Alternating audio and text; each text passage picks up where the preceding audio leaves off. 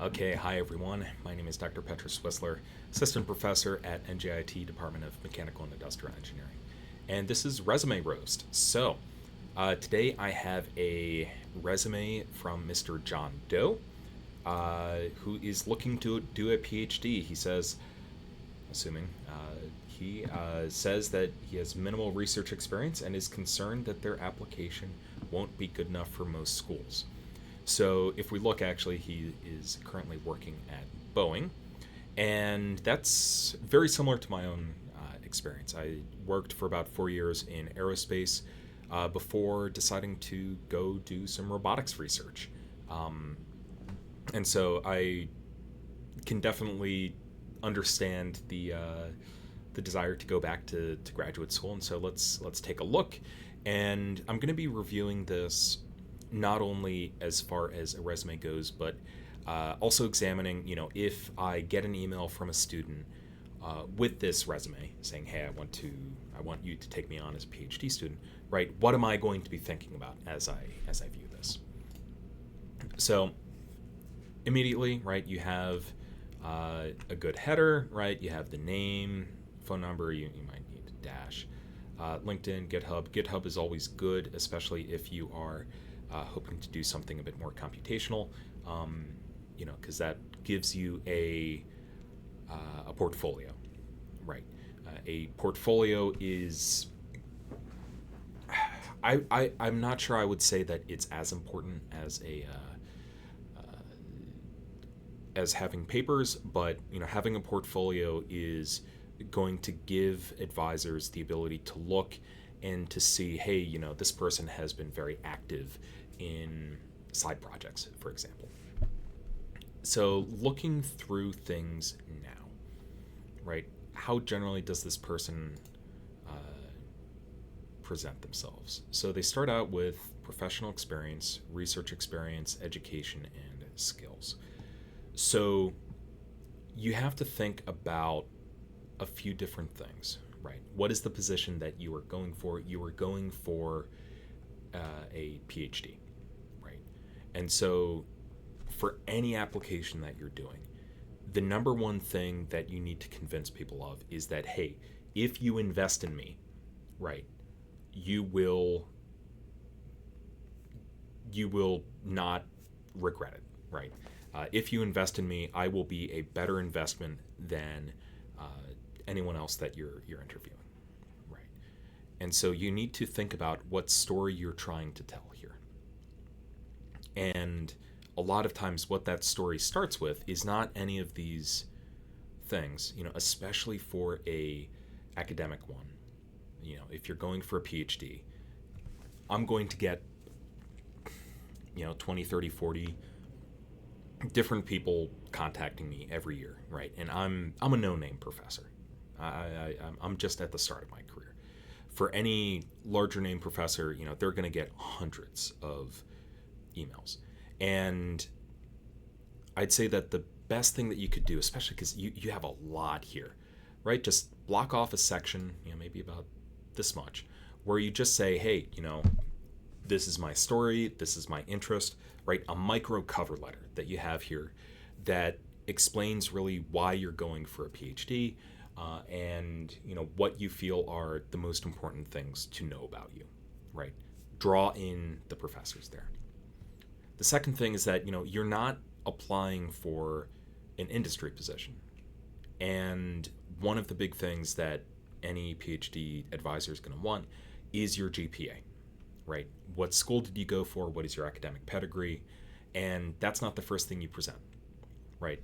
Think about this as a storytelling experience. What you want to have is, this is what sets me special. This is my academic background, right? You have that down here.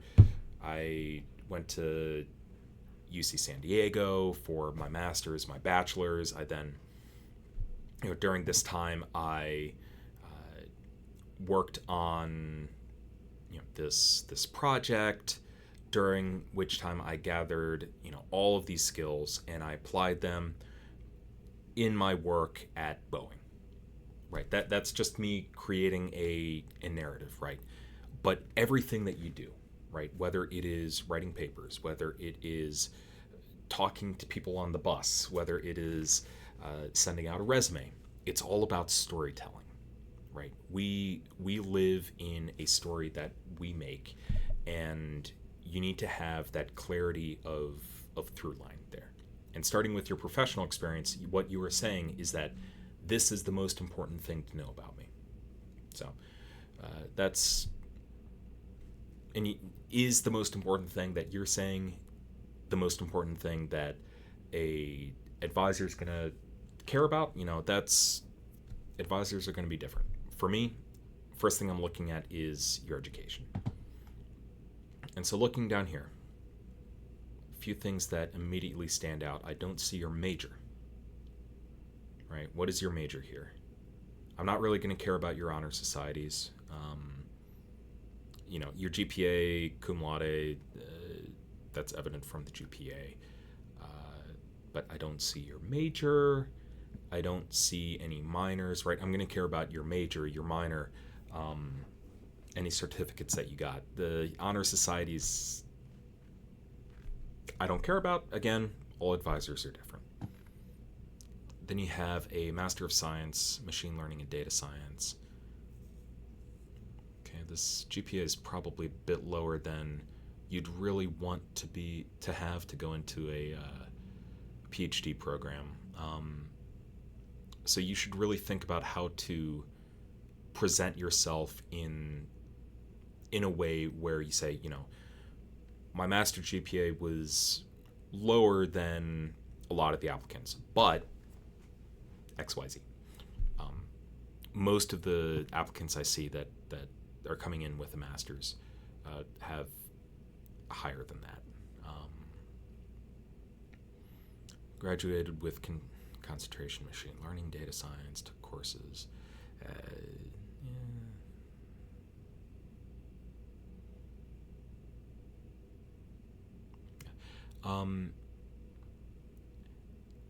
This is fine, right?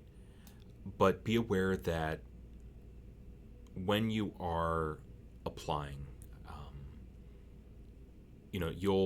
every advisor has their own area of concentration. You might want to tailor this specific section to individual advisors, right?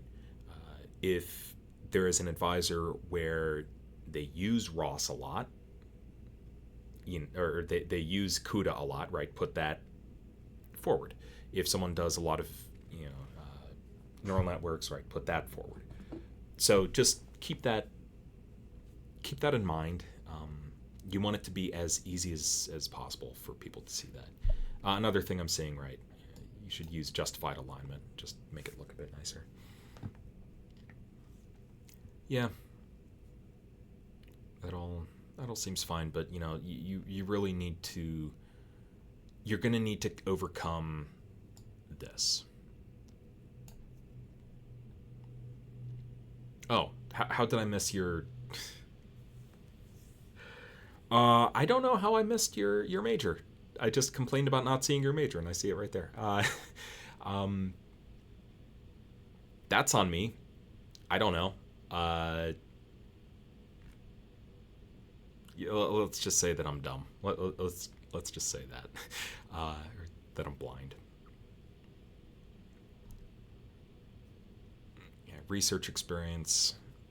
Right. I would say that this should be top. This should be next. Have that there. Right, and we'll say that this kind of introduction is 0. Research experience, autonomous vehicles with radar.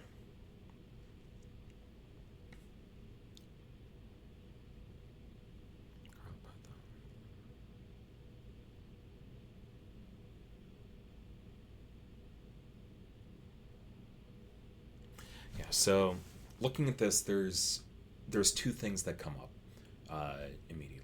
One is, was there a paper that came out of this, right? Are you on any publications? If you didn't end up on the authors list, it's still okay to say, hey, these are the papers that this project led to, even if you're not part of the author list. You're leaning very heavily on this single project. Just be aware of that. Ideally, I'd like to see. I would almost say, instead of research experience, right? I would just give this a name like projects.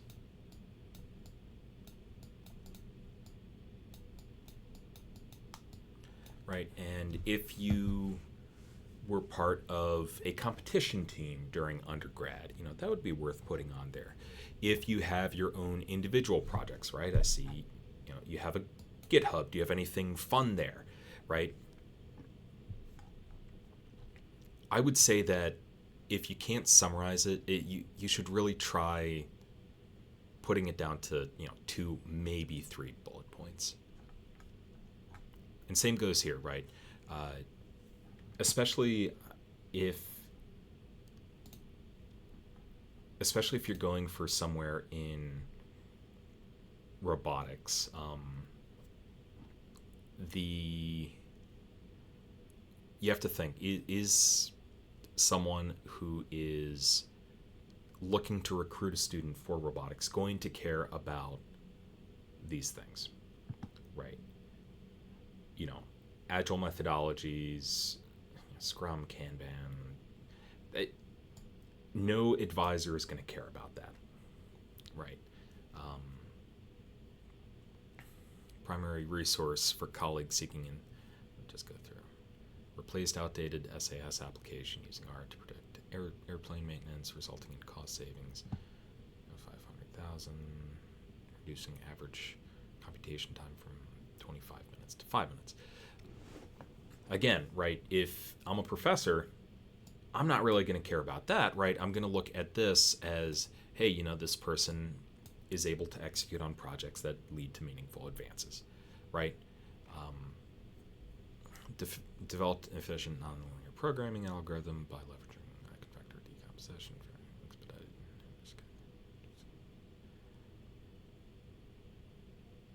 By reducing computational time by nearly 1/10 of the time. Make sure that you're saying what you're actually saying. If you're saying that it goes from 10 minutes to 1 minute, that's not what you're saying here. What you're saying is that reducing it by 10%, which would mean you go from 10 minutes to 9 minutes. So make sure you're actually saying what you think you're saying here. Speed performance, 200%. So all of these are generally the same, right? You're talking about speeding up computation. I would combine these into one bullet point where you say develop several algorithms for speeding up, and then list all 3, right? Because these are all saying the same thing, right? You want to say things in the most concise way you can, and in this case, the point that you're making with each of these is basically the same, right? I sped up this algorithm. I sped up this algorithm. I sped up this algorithm. You're repeating yourself. I'm sure it's different applications, but the overall takeaway that you're trying to give is the exact same. Connected comprehensive mathematical analyses. Detailed proofs rigorously demonstrate potential inaccuracies rising from utilization of SAS. What is too many words? What conducted comprehensive mathematical analyses and authored detailed proofs to rigorously demonstrate potential inaccuracies arising from the utilization of SAS nonlinear programming algorithms and approximations, reducing computation time, whatever, by 95%. Again, that this is too many words. This is something that I don't like. Right? I don't care that it's comprehensive, and I don't care that it's detailed, right? Tell me what you did, right? Just think about it like this. If you go to a fancy restaurant, they're not going to do anything super flourishy, right? They're not going to come out with sparklers in the cake that they give you, right? If you go to TGI Fridays and say, hey, it's my birthday, they'll come out and there'll be sparklers in your cake, and they'll make it look fun. But what you want is you want to present them with just a steak, right? You have some potatoes on the side, some vegetables, you got the steak, right? Just very clearly say, this is what I am offering you. And it should be evident by itself that what you're offering is good, right? And you use too many words here. That's the sparklers, and it detracts from what you're trying to say, right? Acted as the primary resource. Revitalize team workflow by authoring comprehensive resources and facilitating trainings to equip team members with good proficiency, replacing the antiquated method of manual backups for version control, as well as developing issue templates for non-technical coworkers to report any bugs. I bet you can say this in one line. Again, it's just too many words. Also, if you only have one word hanging here, how you present is important. I know I just said, don't make it fancy, but if you go to a fancy restaurant, when they give you that plate, right, they have 3 items on that plate: the steak, the potatoes, and the vegetables. But those things are placed there with purpose, right? There's no weird bits of potato on the steak, right? And that's what this is, right? You have a single number, right, on the end, and presentation matters here. Utilized. Also, this is just a pet peeve of mine. There's no reason for the word utilized to exist. Used, right? 4 letters instead of, what is that, 10? 1, 2, 3, 4, 5, 6, 7, 8, okay, 8, whatever. To improve existing text embedding techniques, improving accuracy by 5% in classification and regression tasks. Yeah, so, in general here, there is a compelling story that you're telling, right? The compelling story that you're telling is that, hey, give me a task, I can make it more efficient. And I have the expertise as far as, team building and team management goes, right? That is what you're trying to say. And right now, you're saying it, but you're repeating yourself a lot. And you're using too many words for that. The goal is to convey information, not words, right? Every word should have a purpose. And right now, especially with a lot of these, it's just too many words to say essentially the same thing. Skills, and I'm fine with these. These are nice. Concepts, DSP, data structure, use algorithms, electric circuits, lab use certified. What does it mean that you have a concept as a skill? I don't know. You're telling me that you have these concepts. Are you showing me? I'm not sure, right? Show, don't tell. Programming languages. HTML, CSS. HTML programming language. It's more of a markup language. Whatever.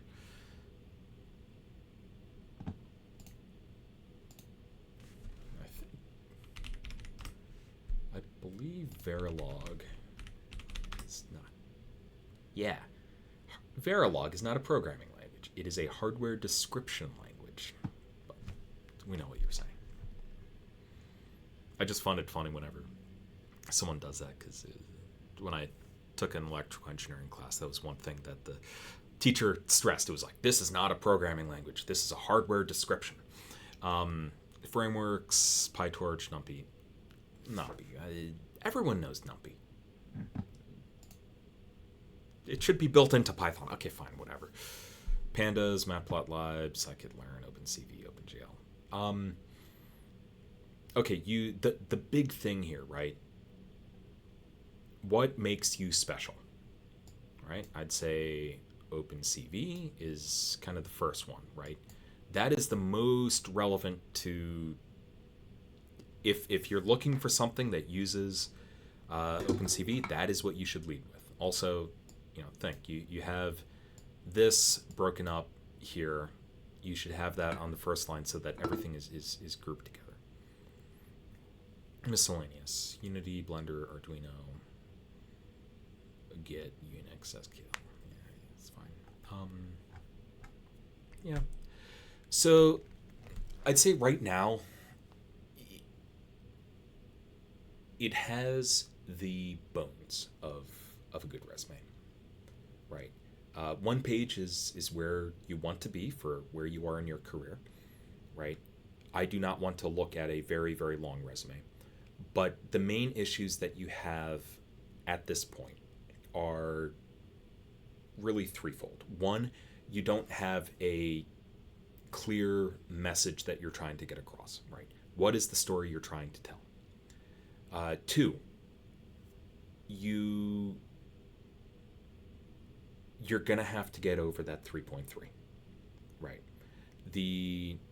When an advisor sees 3.3 like that, what the advisor sees is, hey, this is someone who is a fine student, right? And the problem with being a fine student is that you're going up against very good students. The way that you overcome that is through projects and through leaning on your professional career, right?